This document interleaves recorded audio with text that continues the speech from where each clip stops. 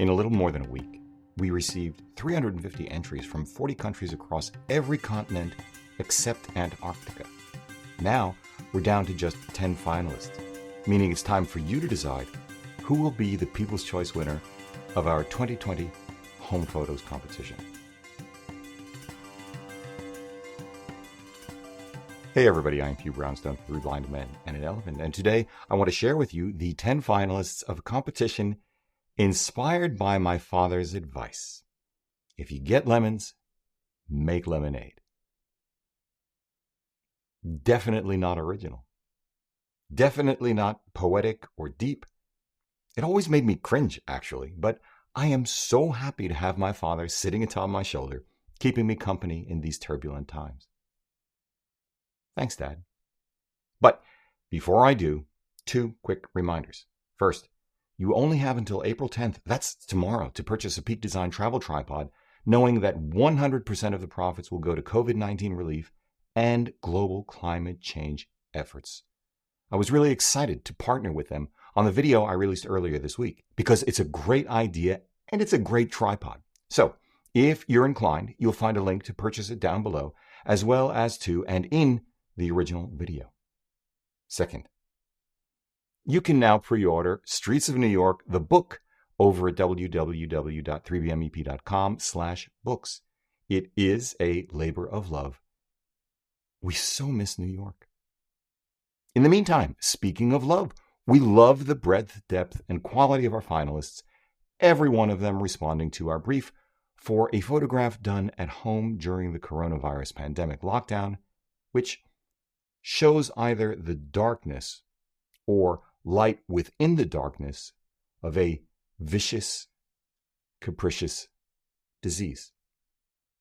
You can call this making a virtue of necessity. You can think of it as a proof of the value of art in dark times.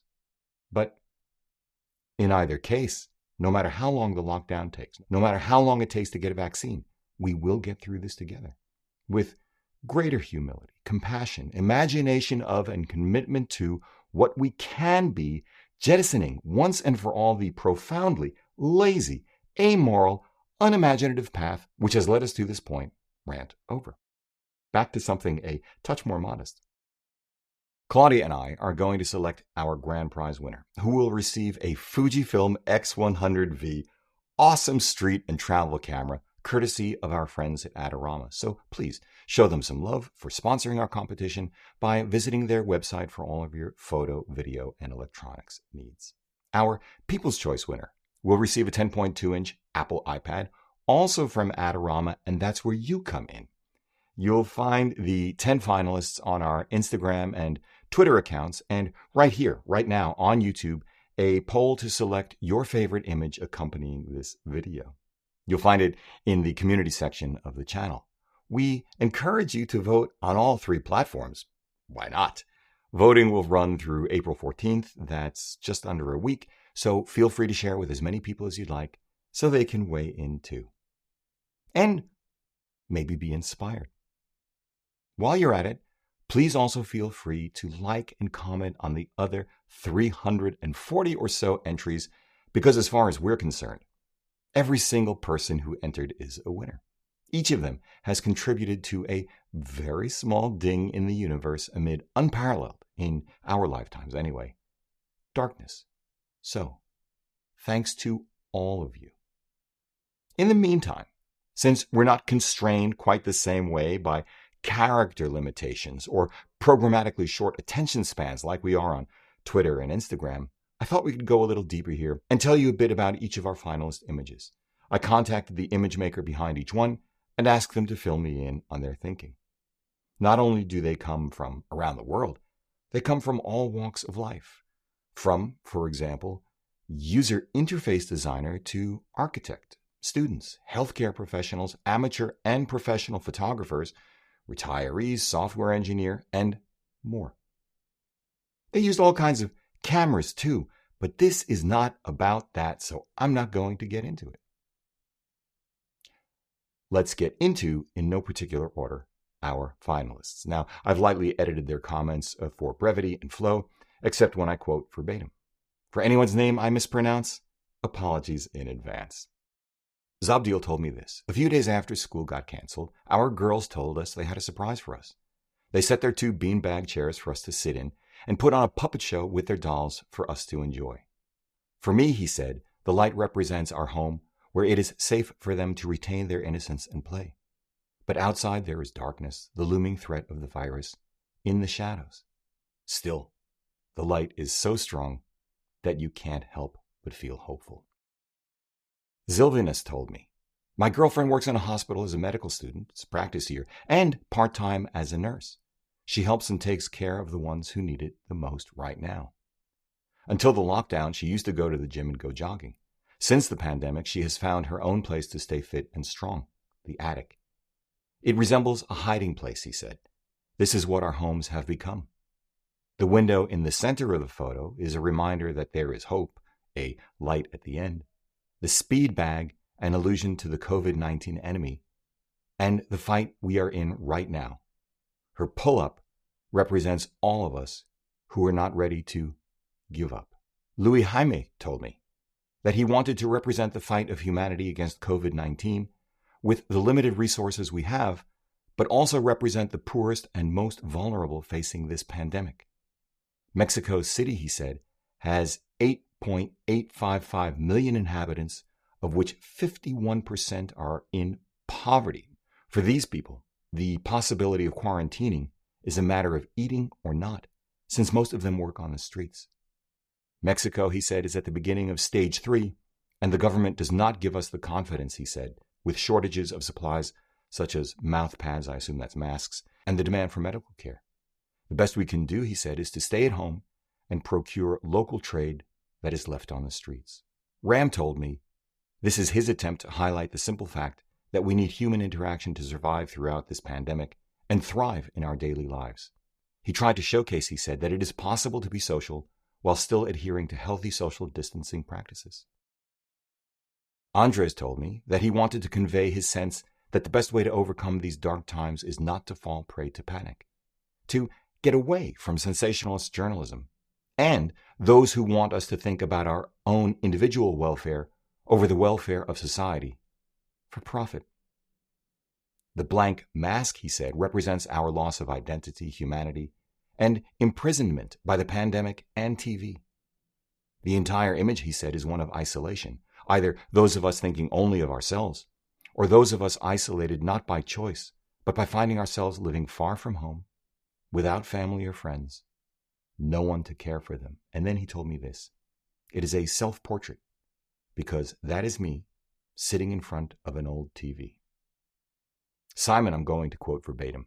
This is a portrait of his wife, Dr. Jennifer Garriock, a senior skincare surgeon at the Norfolk and Norwich University Hospital.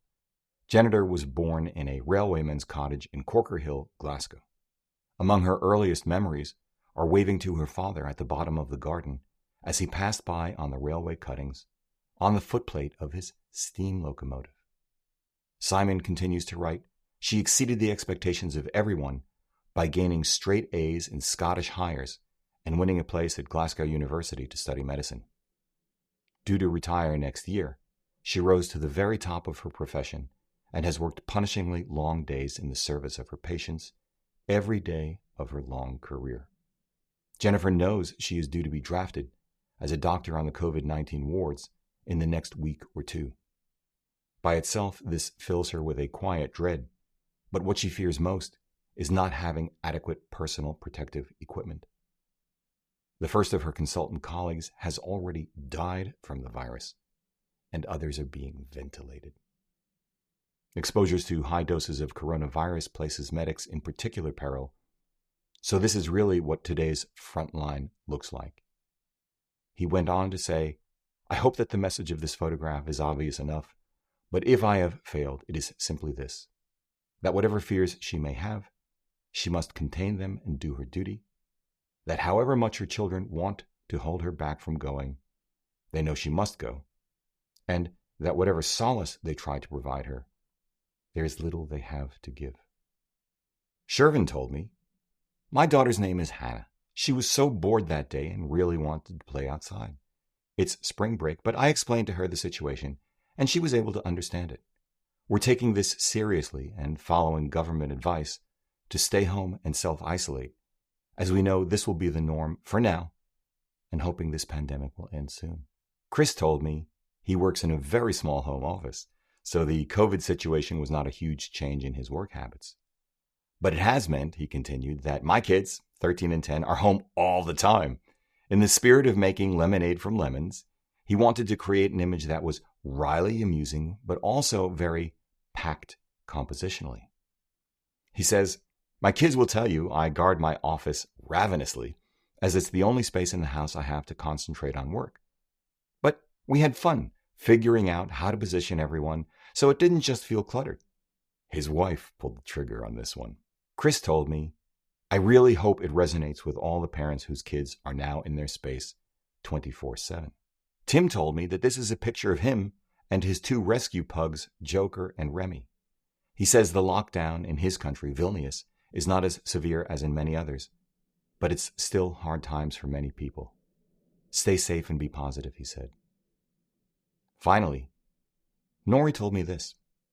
San Francisco Bay Area residents were among the earliest to feel the impact of the shelter-in-place order, which was given on March 16th.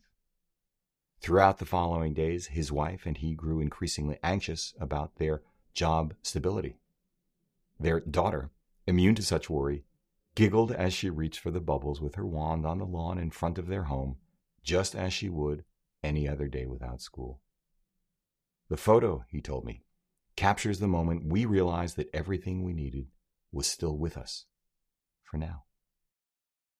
There you have it. A little more, sometimes a lot more, detail behind each of the images. I hope you found this useful, helpful, thought-provoking, rewarding in whatever way works for you.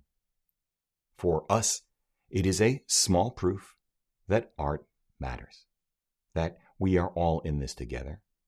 We are not alone, and we will beat this thing. But I also hope humanity must come out of this stronger in the broken places. We'll announce our winners on April 15th, so get going and vote. For 3 Blind Men and an Elephant, I'm Hugh Brownstone. See you next time.